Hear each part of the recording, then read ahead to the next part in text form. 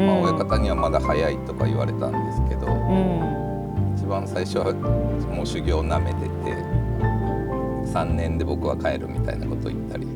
その形だけだったんですよね。結局後から振り返って考えてみると。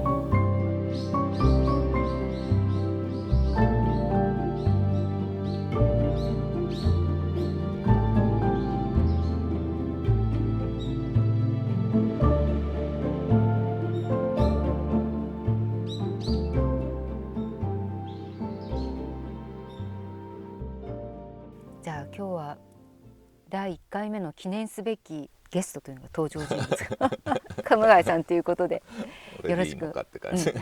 ろしくお願いします。はい、よろしくお願いします。よろしくお願いします。熊谷さん本当いろいろ聞きたいことがあるんですけれども、本当にいろんな活動もされていらっしゃいますし、はい、もちろん策定も様々されているんですけれども、熊谷さんのそもそもこの業界に関わるようになった理由ってどの辺にあるんですか？業界に入った理由は、僕はもう2代目なんですけど、正式に言うと3代目。おじいちゃんは生産とか盆栽で、親父が庭師だったんです。なんで、自然といえば自然、おじいちゃんの畑が遊び場やったり、親父の現場が遊び場っていう風で子供の頃から育ってるんで、本当自然な流れなのかなっていう気はしますね。でも聞くところによると熊谷さん3兄弟で、お兄様ねお二人いらっしゃるんですよね。でお二人とも継がずに、熊谷さんだけ継いだ。僕らの時代はなんか安定した職業に就くとかそういう時代やったんですよね。で長男とか次男は会社員とか、次男は一時ちょっとフラフラしたりしてたんですけど、そういう優秀っていうか勉強ができるタイプ、勉強ができないタイプが職人に手に職をつけるしかないみたいな時代やったですかね。美容師になるとか料理人になるとか、そういう時代やったんで、僕も自然に庭師になるって感じですかね。そのお手伝いしてた時に、お子さんの時にね、子供時代に、その時に楽しいとか、そうですね、思ってましたね。楽しかったし、やっぱお父さんを褒めてもらえるんですよ、お客さんが。お父さんすごいねとか、お父さんすごいんだよみたいな話をよく聞かされてたっていうのと、やっぱ自分が若い時にこう手伝ってると、若いのに偉いねって言って、僕自身もすごい褒められたりしてて、そういう褒められるような子供じゃなかったんで、逆に新鮮、ここ庭の中におったら褒められるみたいな、なんで心地は良かったと思いますね。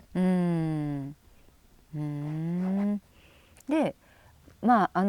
順を追って、時系列的に伺うと、じゃあそれで、お父様のところで少し学んでから修行に出たんですか？はい、そうです。小口さんとこ。なんで、17、16、7、僕も中学の頃から親父の現場手伝ったりとかしてたんですけど、それで19で修行に行ったんですよ。親父が一回外出た方がいいんじゃないかってなって、でピックアップしてもらって、この今の時代やったらこの人がこの人のところだぞみたいな感じで、それを自分で選んで。小口さんは自分で選ばれたんですね。そうですね、3名ぐらい挙げてもらって、でその中から選んで。その当時小口さん、もうなんて言うんでしょうか、しっかりとしたお仕事もされて、なんて言うんでしょうかね、大御所というか、もうねあれでいらっしゃったかと思うんですけれども、ちょうど時代、雑誌庭にみんな取り上げられ、よく取り上げられてるメンバーがピックアップ、お父さんがピックアップしてたんですよね。親方もその頃当時に雑誌庭によく登場してたって感じですね。で作品見たり、なんかその文章を読んであ、この人の元で修行してみたいなってちょっと思った。っていうかその頃はねまだ若くて、僕もまだ遊びたいっていうのがあって、静岡の方の親方のとこへ行くか、長野の親方のところへ行くかっていうと長野の方が帰ってきやすいっていうのがあったんです。そっち地元に帰るの、休みの日に帰ってくるのに1時間半で帰ってこれるっていう、まだ月に1回とかもう下手すると毎週最初の頃なんか帰ってきたりしてて、やっぱ地元の友達と遊ぶっていうのが楽しいまだ年頃やったんですよね。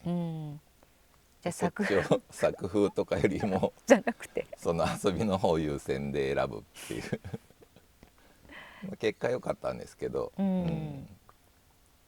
小口の親方はこうね古典的な庭にこうすごい精通した人やって、本当にこう庭の奥深いところっていうか時代別にずっと教えてもらったりしてたんで、なんでこう遡るって勉強するには本当良かったですよね。今振り返ってみてっていうか後から思ってですけど、でもその当時はなんて言うんでしょうか、わからないことも多かったかもしれませんし、あと修行そのものが結構きつかったってことはないですか？修行はきつかったですけど、修行しきるぞっていうか修行をするっていうのをなんかかっこいいみたいな風に思ってたんですよ。なるほど。俺はちゃんと修行を開けて帰ってくるぞみたいな、一発の職人になって帰ってくるぞっていうのがかっこいいと思って、でもそれをやりきらんと自分はダサくなっちゃうみたいな、そんな気持ちが強かったですかね。で小口さんのところには何年いらっしゃったんですか？6年何ヶ月、7年弱ですね。まあまあいらっしゃいましたね。そしたらそうですね、親方にはまだ早いとか言われたんですけど、一番最初はもう修行なめてて、3年で僕は帰るみたいなことを言ったりして3年経ったぞって親方に言われて、いやまだ何もできませんっていう感覚でもっとお願いしますっていう風で6年ぐらい経った頃に親方がどうだっていう話もらって、じゃあもうそろそろ帰ろうと思いますって言って、じゃああと半年やってけみたいな感じで、ちょっとお礼奉公みたいな感覚で勤めさせてもらって、で修行明けって感じですね。そうするとその小口さんのところで学んだことっていうのは当然ね今のお仕事にも生かせてると思うんですけれども、俺もう手に職をつけたぜっていうこの感覚みたいなことってその時どういうところで？こっちの親方は地割りとかの石組みっていうのがすごい得意で、その石組みをすごい一生懸命学んだんですよ修行中。で親方と同じように組めるようになるようにってもう最初は一番最後の辺にちっちゃい石だけ熊谷据えてみろって言ってもらって、据えさせてもらって、でそれを親方がチェックして、それでも親方が3センチとか ずらすんですよ、こうだって。でピタッとはまるっていう、でそうやってこう教えてもらってきたっていうか、本当に微調整とかまでもう全て教えてもらって、で自分ではできる気になって帰ってきたんですけど、なんで石組みは自信があったっていうか、親方もだいぶ認めてくれてたんで。でも親方のその微調整、その3センチとかの3センチとかね、ほんとちょっと動かすんですよね。それでもう見違えるようにピシッとこう決まるっていうか、決まったなっていう感じがしますね。自分ではまだちょっとなんか緩い、自分では決まったつもりでも、やっぱちょっと親方が触ると本当にあっていう感じですよね。そういうことはよくありましたね。じゃあそれはご自分の中でもその後にやっぱり、なんていうのかな、そのもう一度確認してみるとかわからない、なんかその据え方についてどういうところが、まあもう本当組んでみるしかない、あ組んでみて自分でこう組みながら、あ親方やったらこうかなとかで、それをずっと続けてる感じですよね。でも順番に続けてるうちに親方を超えたいっていうか、そういう意識が出てきて、親方と全く一緒真似っていう風じゃダメだってなって、で自分なりの組み方みたいなのをちょっと意識して組むようになったり、なんで前に一番最初雑誌に取り上げていただいた庭はもう本当自分の石組みっていう感覚でしたね。あこれでやっと親方となんか超えたっていうか、超えたっていうのはおこがましいんやけど、こう違いが自分の石組みができたなっていう感覚はありましたね。でそうやって小口さんのところでまあ学んで、自分なりにもうやったなという感触を得て出られて、で実家の方に戻ってこられて少しやったんですか？そうですね、実家の方でもう親父が庭を作りは任せるって言ってもらって、でもう順番に作らせてもらってですね。でその時に出てたのが雑誌庭の、5人の対談の時に出てた作品が、あれがもう帰ってから、その自分の石組みができた頃ですよね。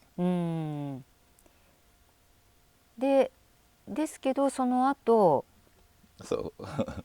笠谷さんとか行かれるわけですよね。そうですね、それはまたでも自分なりにもういけたなと思ったのに、いけたなと思ってこう続けてたんですけど、その形だけ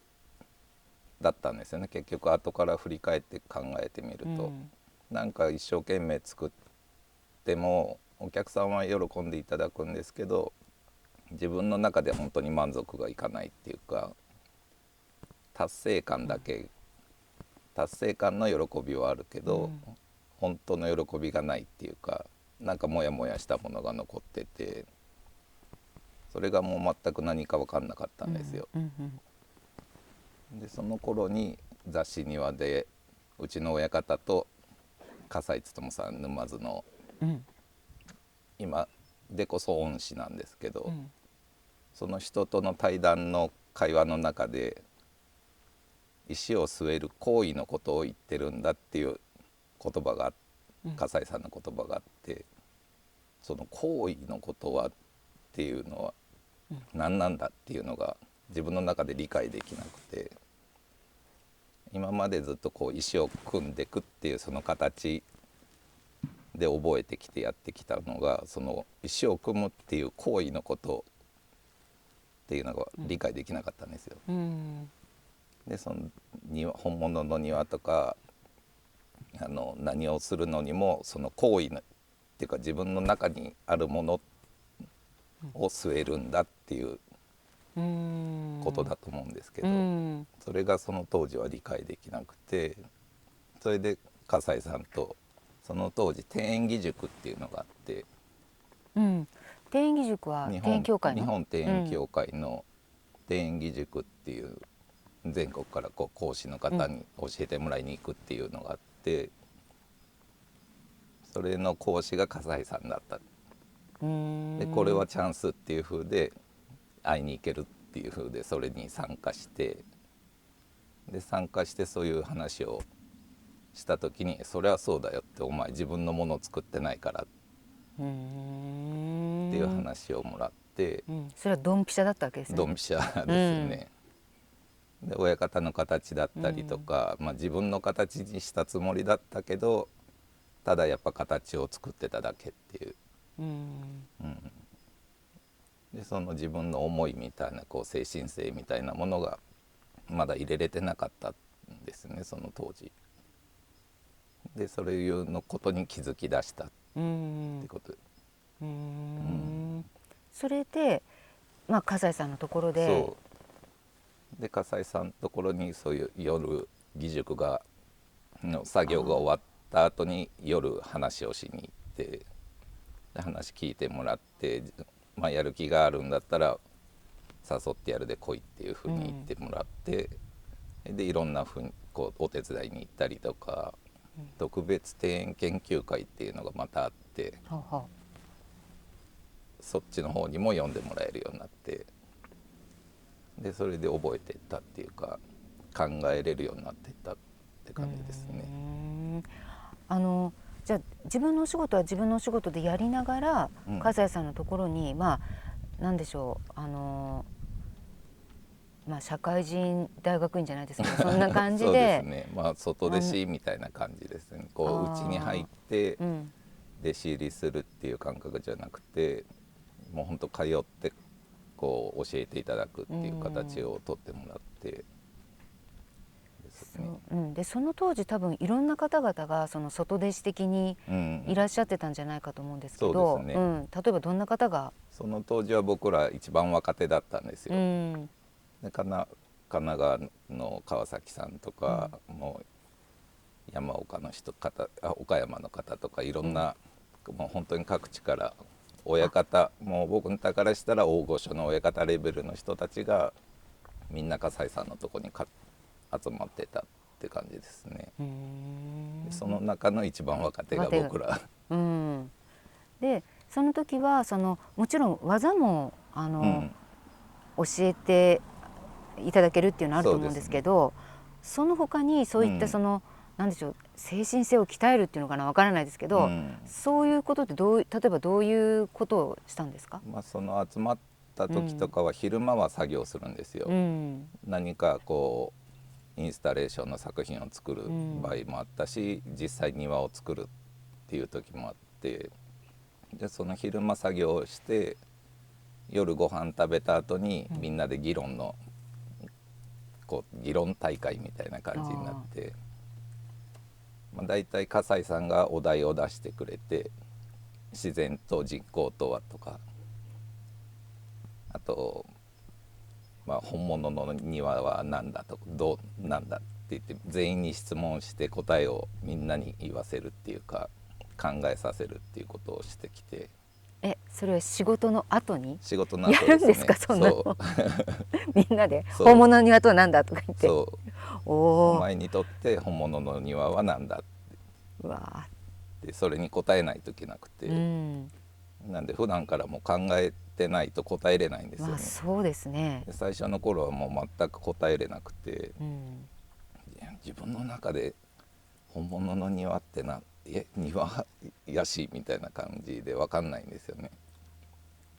そのうちに人工と自然とか新しいとか古いとか、まあなんだ日本の庭とはとか、日本人とはとか、そういういろんな議題でみんなで議論するっていう。そうするとでもいろんな人の話も聞けるってことですね。いろんな人がどんなことを考えているのか、その同じテーマで。そうですね。でその頃も本当各地から集まってきた人、先輩から同年代の人の意見をずっとこう聞いて、で自分が言った言葉に対しても誰かがまた質問をしてきたりとか、そういう時間がずっとを作ってもらってたって感じですね。仕事終わってから。仕事終わってからすごいな。でみんなその議論が終わって解散するのがもう12時過ぎなんですよ。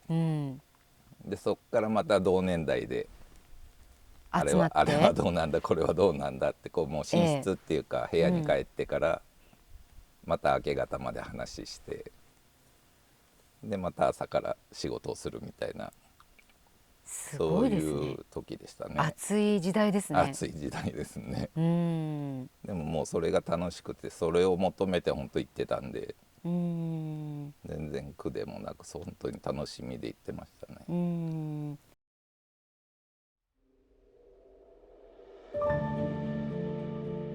球場とか言って言っちゃうと大げさかもしれないですけど、本当にほとんどのもの、こう鳥だったりとか植物だったり、こうつなげるために生きてるんですよね。これがこのお父さんを支えてるのがお母さんでっていう、そういう説明をしたら「おおベリーグッド」って言って、本当素晴らしいっていう、そういうものを作り続けたいっていうか、それが僕の使命、日本の庭師の使命だったりっていうのも